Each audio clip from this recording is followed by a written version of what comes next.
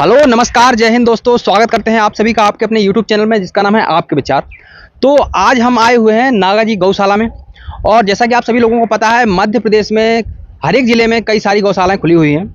आप लोगों के कई सारे प्रश्न रहते हैं कि इतनी गौशालाएं हमारे जो मुख्यमंत्री शिवराज सिंह मामा जी ने खुलवाई हैं, या फिर भी हमारे आसपास, हमारे घरों के आसपास, हमारे खेतों के आसपास गाय क्यों झुंड घूमते रहते हैं। कई सारे क्वेश्चनों, आप लोगों के जितने भी क्वेश्चन हैं उन सबके जवाब आप लोगों को यहाँ पे देने वाला हूँ। कई घायल गाय भी रहती हैं, उनको किस तरह से सही उचित स्थान पर या फिर गौशाला में लेकर के जाया जाए, या फिर आप लोग किस तरह से उनसे संपर्क कर पाएँ, सारी जानकारी आप लोगों के लिए देने वाला हूँ। और अभी मैं हूँ नागाजी गौशाला में, और यहाँ पर आप लोगों को मैं बताऊँगा यहाँ पर कितनी गाय हैं, यहाँ की सेवा क्या कुछ रहती है, सारी चर्चा करते हैं। चलिए, सबसे पहले यहाँ पे जो संचालक जी हैं यहाँ के, इनसे हम चर्चा करेंगे। जय श्री सीताराम। सीताराम। अच्छा महाराज जी, सबसे पहले अपना एक छोटा सा परिचय दे दीजिए। मैं नागाजी गौशाला संचालक हूँ। हमने एक गाय से गौ माता की सेवा किया है। हमारा लक्ष्य ये था कि हम अंधी एक्सीडेंट गौ माता की सेवा करेंगे। तो ये हमारे नागाजी महाराज गौ सेवक थे। जैसे भगवान कृष्ण भगवान ने गाय चराई, ऐसे हमारे नागाजी महाराज ने गाय चराई। नागाजी महाराज ब्राह्मण उपाध्याय घर का शरीर था, और हमारे पोरसा तहसील मडियापुरा के रहने वाले थे। और हरीचा पोरसा तहसील में ही या गोरबी तहसील में ही हरीचा है, उसमें उन्होंने गाय चराई थी। और उनकी तो बहुत बड़ी कहानी है। गाय मर गई थी, गौ माता मर गई थी, उनके हाथ से एक वो दिया था, मिट्टी का डेला दिया था गाय चराने में, तो गौ माता मर गई थी।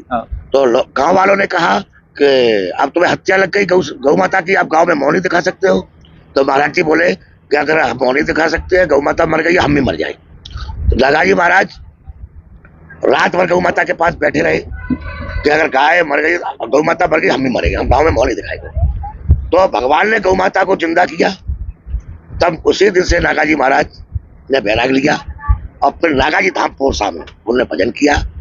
सरोवर का निर्माण, ये गौशाला खुली है, जहाँ तक उनका भजन होता था हिस के नीचे। अब फिर नागाजी मंदिर में गुफा भी है, अंदर गुफा में भजन करते थे। और पहले के जो मुसलमान शासन था, उसमें संतों को बंदी बना के चकिया पिसवाते थे, चकिया। तब दिल्ली के राजा आए, वो दिल्ली के एक महाराज जी आए। अच्छा, वहाँ पर उस समय अगर मुस्लिम शासक था, तो उस समय कौन सा मुस्लिम शासक था, उसका नाम बताएंगे? अरे वो राजा क्या नाम था उसका? अकबर शासक था। अकबर शासक था। तो नागाजी को वहाँ के महात्मा जी लेके गए। तो नागाजी मंदिर के अंदर तलघर में 4 रास्ता है। अंदर वो है सुरंग, एक चम्बल को जाती है, एक दिल्ली को जाती है, एक नागाजी तालाब में आती है। तो ऐसे अंदर सुरंगें हैं, वो अभी मौजूद हैं, उनके दरवाजे बंद कर दिए गए। तो जब नागाजी महाराज दिल्ली गए तो संतों को, राजा संतों को पकड़ के चकिया पिसवाता था। तो नागाजी महाराज ने जाकर संतों को खड़ा कर दिया। संतों ने कही वो राजा मारेगा, अरे खड़े हो जाओ। संत खड़े हो गए, चकिया अपने आप चलने लगी।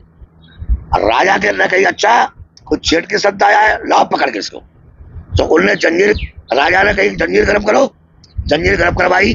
जो राजा ने जंजीर को उड़वाया, तो वही जंजीर लाल हो गई, राजा के पीछे पीछे चलने लगी। राजा ने माफी मांगी, तौबा किया कि क्षमा कर दो, हमसे गलती हो गई।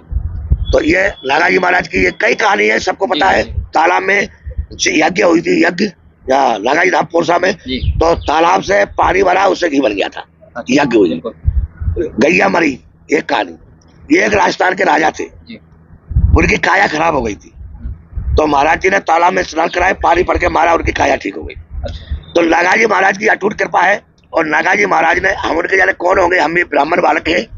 तो उपाध्याय शरीर है हमारा, उपाध्याय घर से, हमारा ब्राह्मण घर से वो है। तो हमारे परिवार के थे वो।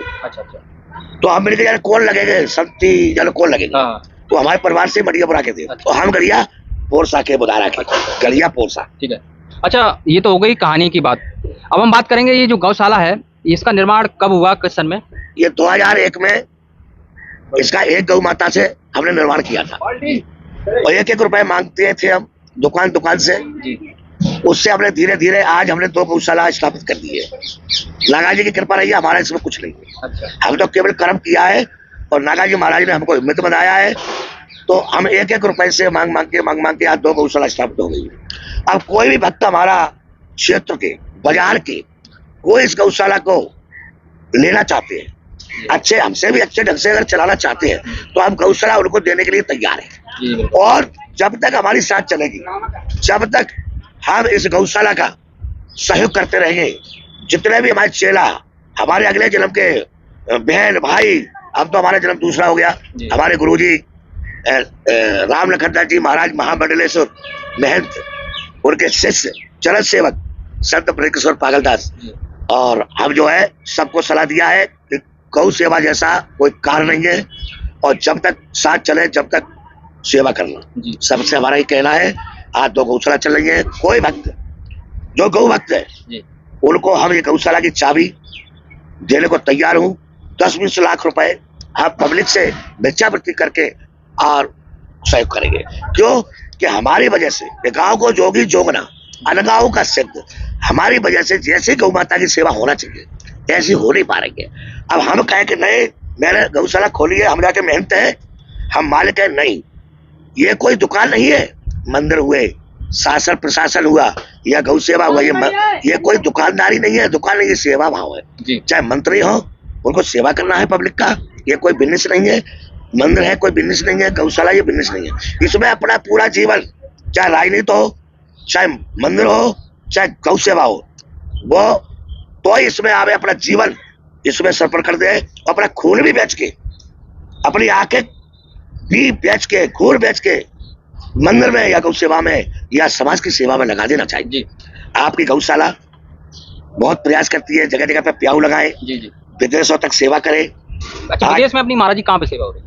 विदेशों में तो कभी कोई आपत्ति आती है तो हमारे पोरसा क्षेत्र से जो भी चंदा जाता है उसमें गौशाला जरूर कुछ न कुछ सहयोग करती है। वो हम भिक्षावृत्ति करके गौशाला को चला रहे हैं, इसमें से भी हम परिहित, उस पैसे से भी हम परिहित करते हैं, दान पुण्य करते रहते हैं। महाराज जी, आप मेन चीज है, आप संचालन करते हैं इस गौशाला का, किस तरह की यहाँ पे सेवा होती है उसके बारे में थोड़ी चर्चा करते हैं, फिर व्यवस्था आपस से बात करते हैं। तो ये संतों की गौशाला है, इसकी क्षमता है कि हम 50 गाय रख पाएंगे कि 100 रख पाएंगे कि 80 रख पाएंगे। इसमें शासन प्रशासन का किसी का भी कोई दबाव नहीं है हमारे ऊपर। हम चाहे 10 गाय रखें, चाहे 50 रखें, चाहे 100 रखें, उसी के लिए हमारे भक्तों ने हमें ट्रैक्टर दान में दिए। कल देखो कूलर आए हैं, ये कूलर देखो, 4 कूलर आए हैं, एक सेट दिए हमारे सोलू दलाल है पोरसा के, उनके बुआ जी के लड़के ने दिल्ली से शारदा से भेजे। तो हमारी गौ माता की तरफ से उनके बच्चों को 7वां जन्म आशीर्वाद प्राप्त हो, और जब तक सूरज चांद रहे तब तक उनको, उनके परिवार पर आशीर्वाद बरसता है नागाजी महाराज का, गौ माता का। महाराज जी, अब हम चर्चा करना चाहेंगे व्यवस्थापक से, मैनेजर जो यहाँ का मैनेजमेंट करते हैं वो कौन है? एक धर्मवीर सिंह तोमर है, ये अपने चोटई के हैं, और आज वो 8-10 साल से 12 साल से मुनीम है, लेखा जोखा। और किसी को हमारे लेखा जोखा में अगर कोई संदेह है तो हमारा लेखा जोखा मैदान में डला हुआ है। कोई ऐसा ना सोचे कि हम दान नहीं देते तो हमारा क्या अधिकार है, लेखा जोखा पूछ लेगा। अगर किसी को डाउट है, कुछ शक है, इसलिए हमको दान नहीं दे रहे हो कि गांव को जोगी जोगना, तो भैया हम गौशाला पब्लिक को इसलिए देना चाहता हूँ कि वह अच्छी से अच्छी गौ माता की, हमारी की, नागाजी महाराज की गैयों की अच्छी सेवा हो, इसलिए मैं देना चाहता हूँ। हम ये नहीं कि मैं मेहनत बन गया कि जगह मालिक हो गया तो मेरे बाप की हो गई, ये मेरे बाप की नहीं है, ये पब्लिक की चीज है। हम कभी भी कोई पूरे समाज आ जाए, सब जातियों के, उनको हम सौंपने को तैयार है। कोई इस बात को मजाक में, हल्के में ना ले ले। हमें गौ सेवा चाहिए, हमें माल की नहीं चाहिए, हमें गौ सेवा चाहिए। तो चलिए, बहुत बहुत धन्यवाद।